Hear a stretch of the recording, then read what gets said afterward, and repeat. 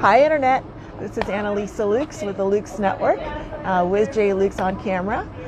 We are here in Cambria, and this time we are going to be speaking about the Cambria Film Festival. My goodness. And I'm here with a very special person who came from Los Angeles. We'll talk a little bit more with Dennis. Dennis is really the director, would you say? Yes, the director of the Cambria Film Festival. The director of the Cambria Film Festival. Dennis, tell us a little bit about, well, let's talk a little bit about Dennis first before the film festival. Tell us how long you've lived in Cambria and where you came from. Sure. My name's Dennis Freeman, and I came from Los Angeles area. I lived there most of my life. I was in marketing for companies based in LA. And my partner and I bought a house here in 2008, planning it just to be a getaway from LA. We lived in Los Feliz, Hollywood Hills. And we just fell in love with this town so much, and we retired early, and in 2013 moved here full time, and it's been great. Wonderful. Do you remember what brought you to Cambria that first time? Well, it was a birthday trip, and Robert just thought, we had heard a lot about this town, and we came up here. It was June 25th, thinking we were coming to a beach town, and those who know Cambria know, well, it's not exactly a warm place in June. It was very, very foggy, but we just fell in love with the area, and then started looking to buy the place a couple years later. That's wonderful. Yeah. So now, it's only been relatively a small amount of time since you got here, but has it changed over time since you relocated here? Well, it's kind of timeless in many ways. Obviously, stores come and go, restaurants come and go, but the basic tenor of the town stays the same. You know, it's such a charming town with no real sort of mass merchandisers. It's all sort of local shops and beautiful little hotels and restaurants, and a lot of eclectic, interesting people who live in town. From the movie industry in LA, my partner worked at Disney, and artists and writers and musicians, and it's just a great place to live. Well, so the Lukes Network is based in Orange County, California, and we have Laguna Beach down there, which is sort of an artist's enclave, if you will. And one of the things that we love at TLN is small towns and sustainability of those small towns, making sure that they're economically vibrant and developed. And so to that end, having events like the film festival is one way to continue to attract visitors, but also continue to engage the locals within the area. So tell us a little bit about the film festival. When did it get started? So it got started 5 years ago. There's a group in town called the Cambria Center for the Arts, which runs a gallery and a live theater as well. And one of the women connected with that, who's named Nancy Green, had this idea, prompted by a local filmmaker, to start a film festival in town. She and the filmmaker, Alan Fraser, came to me because of my marketing background, said, we need some help with marketing. I just laughed at them. I said, you want to have a film festival in a town that doesn't even have a movie theater? But Nancy was a very powerful force, and she convinced me to get involved, and it succeeded beyond our beliefs. So the concept of the film festival is really to bring independent films from around the world around the theme of romance, romantic comedy, and the complexities of love, because this is a town of love and romance. I'm in. The weekend before Valentine's Day. And so it's a true film competition. People can enter. We give out prizes. And the first year, we didn't charge a submission fee. We ended up with over 1,000 entries from around the world, and brought in some really wonderful films. And surprisingly, a lot of filmmakers came as well. Not surprisingly, I guess. They like to be where films are being shown. So as the years went on, the next couple of years, we continued to have no submission fees, and we're ending up the last year with no submission fee with over 3,000 films submitted. That's amazing. Which caused us to believe, after we talked to filmmakers, we needed to find a different way of dealing with it. And so now we charge a film, but we still get hundreds of films from around the world. And what happens is people in town volunteer as screeners. So every film we get submitted goes to 3 to 5 people to view. If they like the film, then it goes to a panel of judges who all have industry backgrounds, who select the films we officially approve. We end up with about 60 films, usually a dozen or so features and 50 or 60 short films put into packages. We bring those films in. We show them 2 different times during the week. People can vote on them, and the winners get prizes, both the audience favorites and the judges' awards as best short, best feature, best documentary, and the like. And it's a great 4-day festival. Wow. Anyway, that's the short story. No, well, you did a phenomenal job of marketing, obviously, to get such a response from the get-go.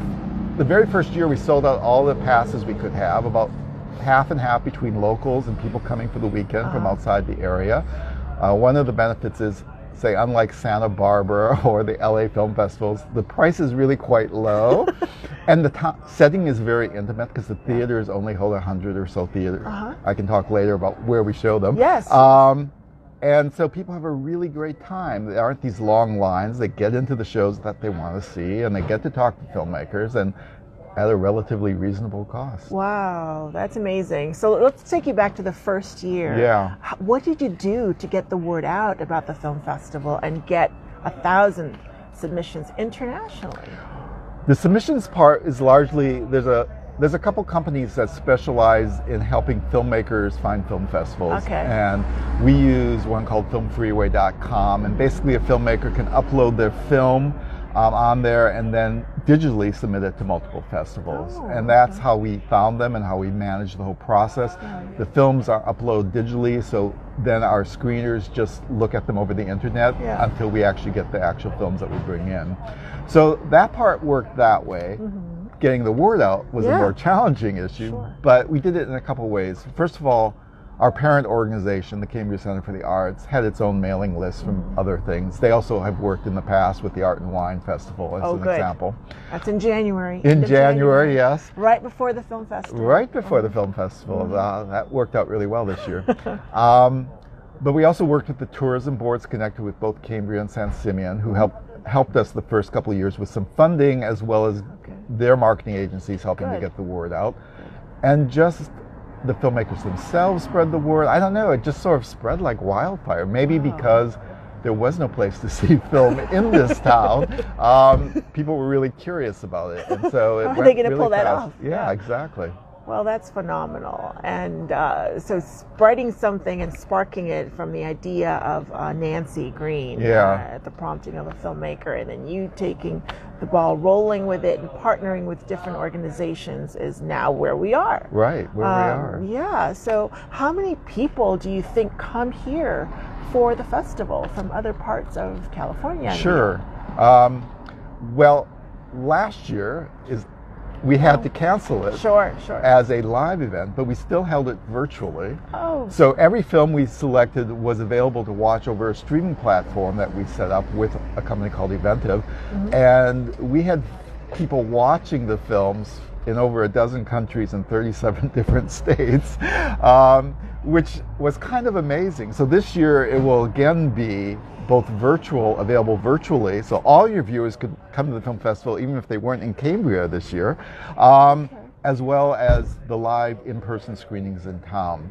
So the live in-person screenings in town are in 2 small theaters, one seating about 70 and one 110 people. So over the course of the 4 days of live screenings, there'll probably be maybe 150 to 200 people who buy passes to see it all, but they don't necessarily go see all the screenings. And then hundreds more who just come for a specific screening. So maybe 500 or 600 unique people show up in person. And do you find that the filmmakers also make their way to Cambria during the festival? So if your film is selected, you get 2 nights stay at a hotel locally if you want to use that. And 2 years ago, when we were still totally live, we had filmmakers come from Israel, Portugal, Spain, France, and of course throughout the United States and Canada. So we had about nearly 40 different filmmakers here, which was great. And these are independent films, and so they aren't necessarily films that have stars, but there were people who people knew who were in, especially American films. So we had a little bit of Hollywood glamour here as well, which was fun. And hopefully that will happen again this year.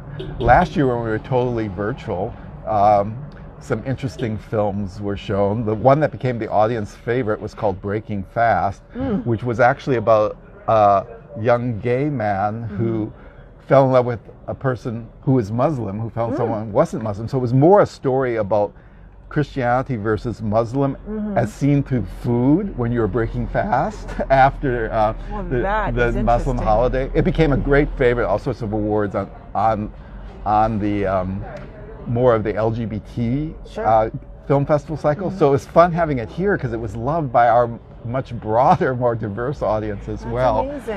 And curiously, I just read that the star of that film is in the new Marvel film coming out, Eternal. So it's been a real breakthrough for him as well. What is the name of the star?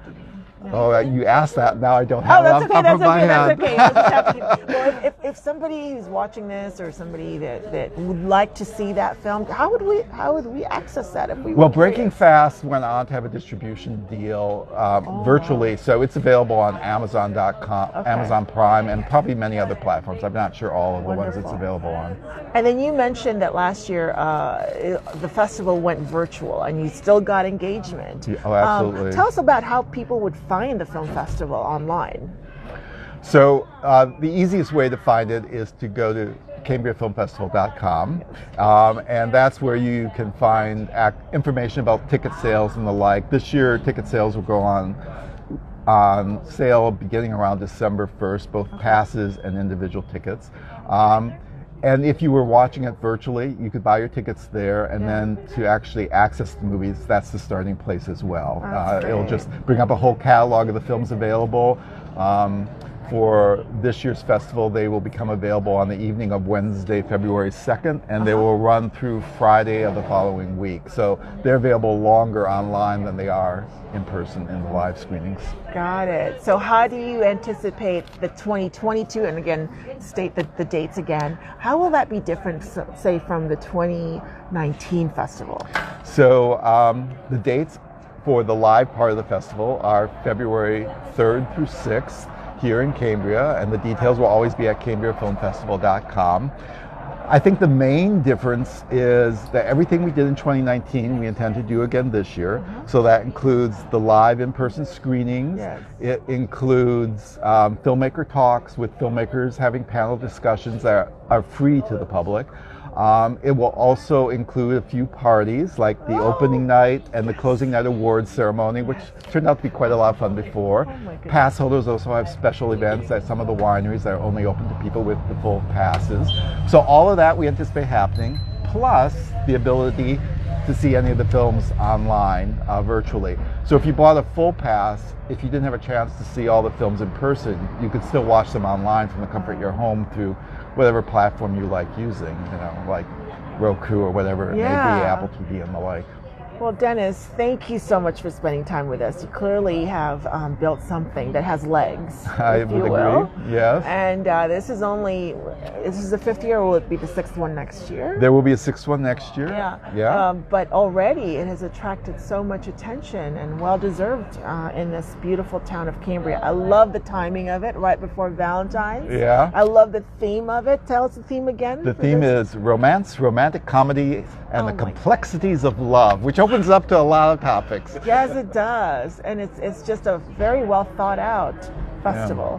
Thank you again for being here with us, and we hope to be with you at the film festival. All right, so this is Annalisa signing off for now for TasteMakers from California's Central Coast. Check out the film festival, February 2022.